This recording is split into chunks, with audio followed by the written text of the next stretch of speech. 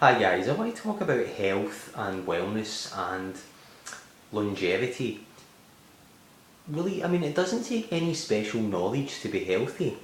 All you need is the right food and the right attitude and the right psychology of the situation. I don't know what your story is, what your situation is, where you're based, but you will always have available to you tools with which to use to basically empower yourself, to create greater levels of well-being, energy flow. It's all about maintaining that energy flow and being present, being fully present, and feeling well and feeling good about yourself and about things in general. And you don't even need a great deal of money. You know, I find it useful to develop a convenience, somewhat of a convenience attitude towards health. If it's absolutely necessary that you eat something that might not be the best thing ever, like maybe a sandwich or whatever. Then it's not such a bad thing to do that, to have that contrast between maybe doing superfoods and having that balance. And I found that my mind is actually beginning to function more effectively and efficiently when I have this more of a compromise attitude to the situation. I don't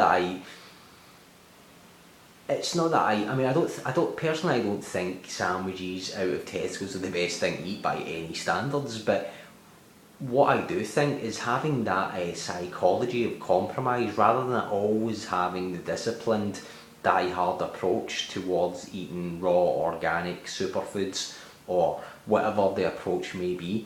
And don't get me wrong, things like cacao, herbs, avocados, acai, all of these cool superfoods, coconut, berries, veggies, etc. These are all great things, and that is what I would predominantly recommend if you are on the go and you want to maintain a high energy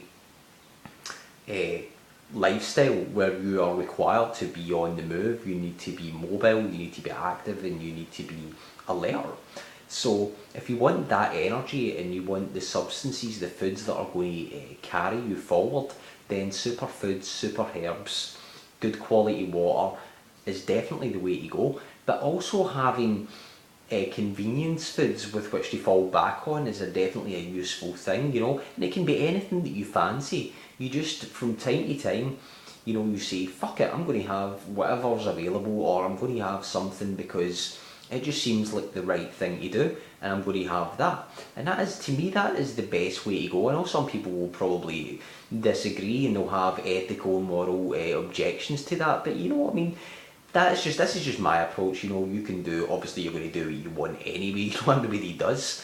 So, but I think it's a useful way to approach it, and you just simply, that is my approach towards health, and I find that I am more relaxed, I can think better, I actually can process information more easily when I have a give or take attitude, a sense of compromise to the situation, rather than going down one extreme or the other.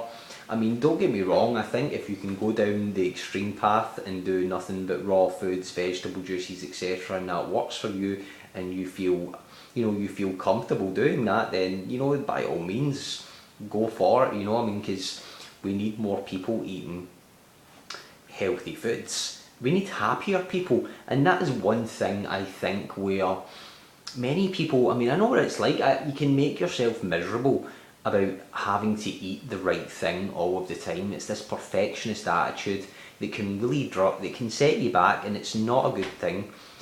So I would definitely recommend against having that perfectionist attitude, that having to always do everything at the right time and always eat the right thing. I don't think that is such a good way to proceed. But if it works for you, then by all means do it. If it makes you happy, then do it.